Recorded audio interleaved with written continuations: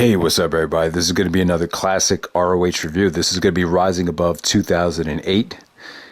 Took place on November 22nd, 2008. Did not officially air on pay-per-view until January 2009. But yeah, this is actually one of the first shows that Adam Pearce booked since taking over the booking after Gabe Sapolsky had gotten fired. So yeah, you could definitely notice the changes on this show. This is from Chicago, Illinois. This is the first time Bryan Danielson fought Nigel McGuinness in Chicago, and first time Bryan fought Nigel on pay-per-view. So it is a very special show. Yeah, you could definitely notice a lot of the changes with the crane cam. I believe this is the first time that came into effect, just to production values. It just looked and felt a lot different than your normal ROH show. But let's go right down to it. And I forgot to mention Samoa Joe actually made a surprise appearance, and he was on the bonus features as he took on Tyler Black in somewhat of a ROH Legends dream match, looking back on it. But first match tonight, you had Kevin Steen and El Generico defending the ROH World Tag Team Championships against the Briscoes. The tables are turned here. This time, Kevin Steen and Generico are the tag team champions. You're so used to seeing the Briscoes take on Steen and Generico as the tag champs. But here, Mark Briscoe is actually injured, but he sucked it up and worked this match with an injured knee. So if you notice in this match, Mark was doing like mostly suplexes. He busted out like T-bones, Death Valley drivers, a lot of stuff in terms of just suplexes from him because he couldn't really leave his feet. But the match is very, very short, though. This is definitely probably the worst Briscoes versus Steen and Generico match because of the injury. Very short. Steen pretty much dominated the match with his offense. Yeah, man, like I was saying, the injury really, because of the injury, the match just felt very unsatisfying. But they still sucked it up and got the job done. Then we move on from there. We have MsChif taking on Sara Del Rey for the Shimmer Championship. MsChif is actually the Shimmer champion, and she has a cool look, man. She pretty much has green hair, green attire, spits out green mist. I believe she was actually like a part-time member of the Age of the Fall at this time. But I'll tell you what, man, this is an underrated combination. I think if these two girls wrestled in Shimmer, if they ever wrestled in Shimmer around this time, I guarantee that it was probably a lot better than this. This was still good stuff, though. I felt like with the changing of booking, I can't remember exactly how Adam Pearce booked a lot of the women, but I just remember when Gabe used to book the women, they would always be in the first match after intermission, which is definitely the death spot. But on this show, they were allowed to do their thing. I would definitely say this is a 3-star match at least. Sarah actually did a variation of the Boston Crab, which looked very painful. MsChif got some good offense in. This was just a good, solid women's match, and yeah, I really enjoyed it. This might have been one of the better ones I think I've seen. So move on from there. We have Silas Young taking on Claudio Castagnoli, taking on Sami Callihan, taking on Alex Payne, Sugarfoot in a 4-quarter survival match. All right, so here's the weird thing. So sometimes some weird things do happen in Ring of Honor. Alex Payne from the ROH Wrestling School, it became well known after a while that Chicago was like the only place he was over in. Like for some reason, he was just really over in Chicago. They called him Sugarfoot there, and because he was so over, he played a role in the main event. And with this match right here, Claudio was in full heel mode. He had turned heel on Bryan Danielson at the Death Before Dishonor 6, and he was just like a bully to everybody here. Sami and Silas, they would bring them in if they were in the Midwest, on special occasions. But this is just a dominant squash fest for Claudio there. Next up, you have Roderick Strong, Brent Albright, and Ace Steele, CM Punk's trainer. They're in Chicago, so that's why they brought in Ace Steele for the show to take on Davey Richards, the newly acquired member of Sweet and Sour Incorporated. Sweet and Sour also signed Go Shiozaki, and they also, obviously, the head of Sweet and Sour Incorporated, that young knockout kid at the time, Chris Hero, and he was still that young knockout kid going back to 2008. Kind of a mixed bag here, mixed talent. The match kind of dragged at certain points. At other times, it was spectacular as a biatch. This was just really amazing stuff once it got down to Davey and Roderick. I can't remember if this is Davey's first appearance in the States since he spent the whole summer in Japan. It might have been. Yeah, it was definitely the biggest match I think Davey's had since he spent the whole summer in Japan. But when him and Davey went at it, what's his name? Dave Prazak had like an orgasm. He was like, holy shit, he's at the top of his game. Because, Davey and Roderick, they were just, Davey was just sprinting halfway across the rope doing Yakuzas. And, Roderick chopping the shit out of him. They just worked, the ending of the match, they just worked a grueling, fast-paced style. I thought Go Shiozaki looked okay here. He looked pretty good. Hero actually got the chair shot on Roderick Strong behind the referee's back to get the pinfall. Brent Albright hit some nice suplexes. I thought Ace Steele probably the weakest link. I don't know. He just seemed kind of out of place. But it was a mixed bag. I thought this could have been better, but it had a little bit of pacing issues in the beginning. But there was an explosion at the end between Davey and Roderick Strong. We've seen Davey and Roderick wrestle a million times, but I don't know if they've ever looked this explosive. Davey was just in incredible shape when he came back from Japan. He just totally changed the way he looked, the way he ate, and you could just see that the hard work definitely paid off. And and looking back on it, it's a shame that Davey wasn't better utilized at the end of 08. It would have been awesome if he had some higher profile singles matches. He worked a lot with Eddie Edwards at this time, but I think Eddie might have been overseas for this show. And then we have the double main event. We have the I Quit match between Austin Aries and Jimmy Jacobs. Kind of a half-assed video package that we had seen before at this time, with Jimmy just saying that love doesn't save, nothing saves. They show some of the Jimmy loves Lacey stuff, but ultimately, Austin Aries was able to do what I was not able to do that year, which was steal another guy's girlfriend. But yeah, I hate to admit it, but yeah, the Aries stealing Lacey away from Jimmy Jacobs, I always thought it was very weird. I think in real life, Aries actually did date Lacey, but in the storyline here, Aries basically convinces Lacey that the bunch of the Age of the Fall stuff is a bunch of crap and it's just a bunch of hot air. And ultimately, Lacey sides with Austin Aries and kicks Jimmy to the curb. But it's very weird, though. You never really got an explanation as to why Lacey left. Like, she didn't really do a lot of talking, or she didn't really verbalize her decision or articulate it well for the ROH fans. There was mixed. I heard mixed things about that. I mean, I've heard things that Lacey wanted to quit wrestling, and maybe Lacey was embarrassed about how the storyline played out.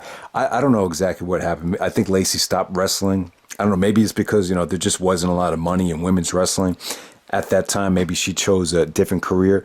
I have no idea why Lacey just stopped showing up to ROH shows all of a sudden. But yeah, man, the Jimmy and Austin Aries feud got really personal. Especially at a new level. Jimmy became depressive, suicidal, genocidal, homicidal, almost like Sabu to a degree. But yeah, man, it was good stuff. The first match was actually at Vendetta 2 in Chicago that June. I believe the second match was actually a dog collar match I want to say it was at Bound by Hate in Ontario, if I'm not mistaken. Maybe one of you guys can correct me on that. And then the rubber match, or the blow off, was this I Quit match, and yeah, man, it was good. It was good stuff. It took a little bit of getting used to some of those crane camera shots, which do look cool, but I just felt like something was off about the audio. I felt like people used to crap on the ROH production values, but one thing I felt like the audio was a lot better. Back in the heyday before HDNet took it over and so forth. But yeah, just good stuff. Just very, very bloody. Jimmy laced up Aries with this chain. He was trying to choke him out with the chain, and I just thought Aries had an amazing babyface comeback there. He just, a lot of his punches, a lot of his blows. It was definitely like a WWE style comeback. And I prefer Austin Aries as a babyface. This is one of the last times you saw Aries wrestle as a full blown babyface in Ring of Honor. This had good spots as well. It just they really delivered. This is a match that really did the feud justice. It was a good blow off. I really thought the Lacey surprise really was the extra dimension that it needed. I don't know, maybe both of them talked Lacey into showing up while she's not even under contract. But I don't know what happened there. Gabe wasn't a part of booking this match, so I don't know exactly why Lacey was so absent the rest of the storyline. And Tyler Black was actually at ringside with the towel. And Tyler was actually about to throw in the towel when you had Jimmy bleeding and Aries was doing the last chancery, and really Jimmy looked like he was in a lot of pain. And Jimmy actually wanted Rollins to or not Rollins, but Tyler Black to throw in the towel, but but Lacey actually stopped him. So that forced Jimmy to say, "I quit," and this is what split up Jimmy and Tyler Black. So after the match is over, Jimmy's screaming at Tyler Black. He just can't believe that because he didn't throw in the towel that he had to say "I quit." So it was more humiliating to say "I quit" than it was to have the towel thrown in. And this is kind of weird. I mean, a lot of times, when you look back to a lot of these matches, a lot of times the guy gets pissed off when the towel's thrown in. But this is a situation where, the heel is pissed because the guy did not throw the towel in. So it's a different side to it, especially with Lacey out there. Lacey was trying to help Austin Aries win. Lacey, obviously at this point had turned on Jimmy Jacobs. So yeah, man, it was good stuff. I would say this was the best match of their feud. Maybe the Vendetta 2 match was pretty much on the same level as this. I have to go back and check it out, but this is just a great blow off match right here. I mean, I can't say enough about it. It really the Aries and Jimmy thing. This might have been one of the last great feuds that I think ROH had ever done. So next up we get the main event. We have Nigel McGuinness, the ROH World Champion, taking on Bryan Danielson. First time in Chicago. Yeah, the Driven match was actually taped in Philadelphia. You got to remember that. I know that could be kind of confusing to look back on it, but yeah, first time in Chicago, first time on pay-per-view. Our positives and negatives here. A lot of the positives, you could see the maturity in Danielson and McGuinness here. The technical work, the submission work at the beginning was just flawless. Danielson working over Nigel's limbs, Nigel working over Danielson's legs, Danielson working over Nigel's shoulder. Just beautiful, steak in the pro wrestling steak in the beginning. Nothing sweet about, what they were doing. It was just raw, good wrestling there. Danielson at this time was not under contract, and I don't know. I just think one of the things that hurt the match was you just kind of knew that Danielson was not, winning the ROH World Title back. I don't know if Danielson was really. I just remember his last year in Ring of Honor, he was wrestling per date. He was wrestling, getting paid short term per dates. That's what I remember about the match. But yeah, man. The other thing is, the video package here, it was just that generic Danielson McGuinness video package with, them just showing highlights of their previous matches. I thought they could have done a better job of some of the more recent promos that they had done. Nigel cut a promo on the video wire. So did Danielson, which were pretty cool, but it would have been nice if they had edited those in the video package. The other thing I didn't really care for was the Claudio interference. So when Danielson did his dive into the middle of the ring aisle, the referee, was about to count him out, and then all of a sudden Claudio comes out of nowhere and just bloodies up Danielson, And, it looks like he's not going to make the 20 count. Nigel's going to retain. And then Sugarfoot, Alex Payne, actually comes out and, throws Danielson into the ring. I didn't mind the stuff with Sugarfoot. The thing that I kind of have a gripe with is that, Claudio interfering, you would think that would have set up like a huge final battle match between Claudio and Danielson, but it didn't though. Like I guess I don't think they stuck with the plans as far as what Claudio was going to do. They ended up being the main event at a show called Southern Hostility in a no DQ match, and that just ended up being the blow off match to that. And they chose to have Danielson wrestle Morishima and Jerry Lynn during Final Battle weekend. So that's just a minor gripe. I mean, I don't really. This is really the only time you had like major, I guess, interference in a Bryan and Nigel match. So it kind of had more of a sports entertainment feel there. But yeah, man, I just thought you had great stuff. You had great setups into the Tower of London. Nigel actually did it off the middle rope. I thought that was pretty innovative. You had a great counter. Nigel was trying to, stay away from Danielson's German and was holding on to the rope, and then Danielson actually, lifted up his ankle and German him out of the spot where he was holding on to the rope. So this has had good stuff, man. And then Danielson was trying to sell the fact that he was losing too much blood from the Claudio, from when Claudio beat him down. So yeah, I just thought Nigel's lariat, that whole the audio from the crane cam, it didn't really capture the stiffness of the lariat the way like the Driven match did, and some of their previous matches. I just felt that there seemed to be something lacking in terms of like the sound quality of this match compared to some of their other classics. But yeah, man, this is a great match. I feel like it's kind of underrated because a lot of people didn't see it until 2009, so it didn't make a lot of the 2008 lists.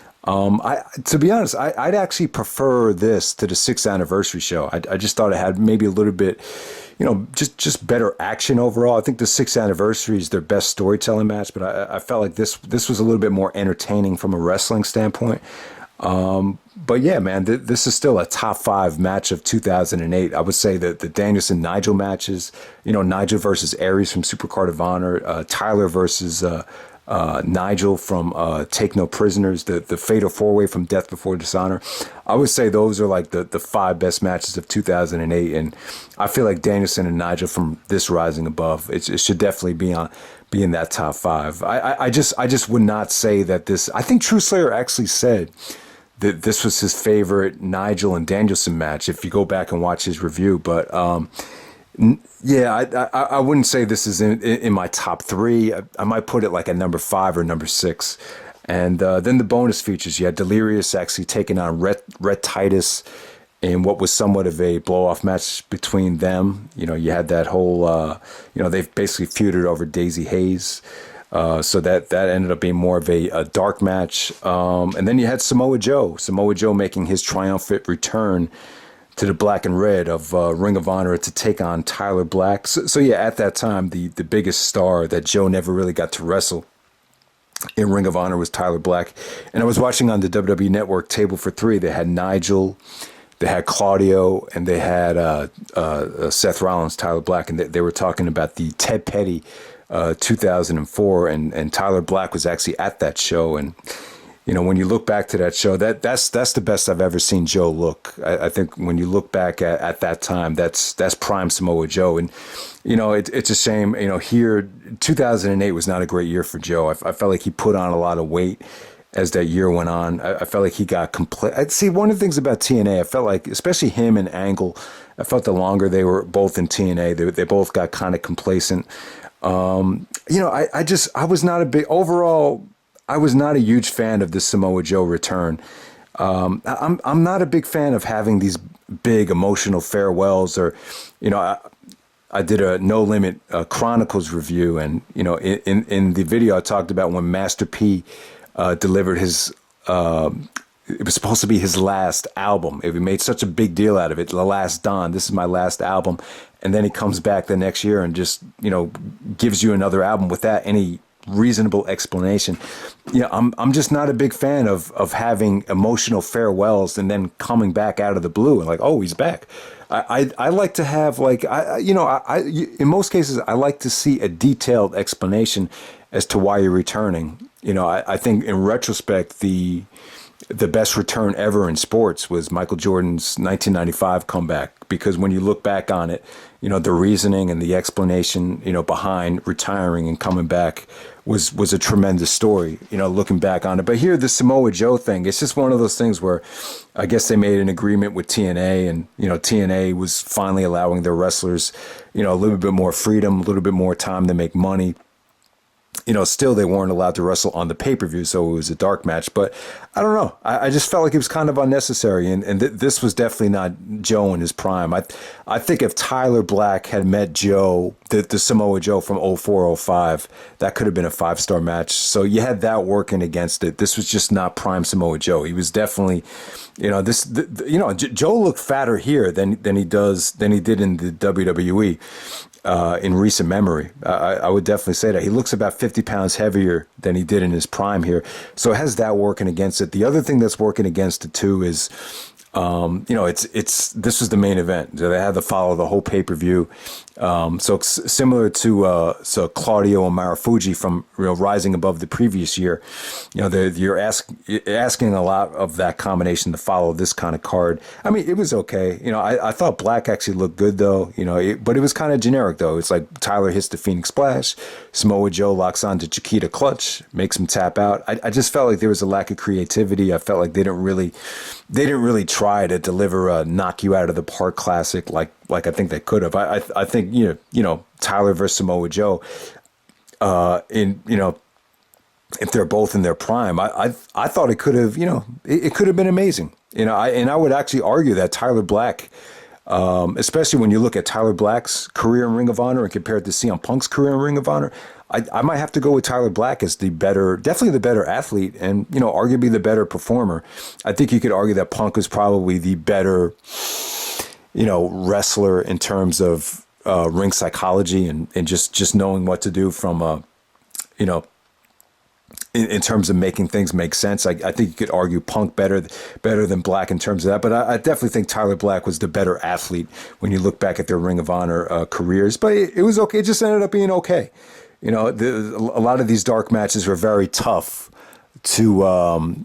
They just don't stand out in retrospect. But yeah, man, that's Rising Above 2008, the pay-per-view, and I'm out. All right.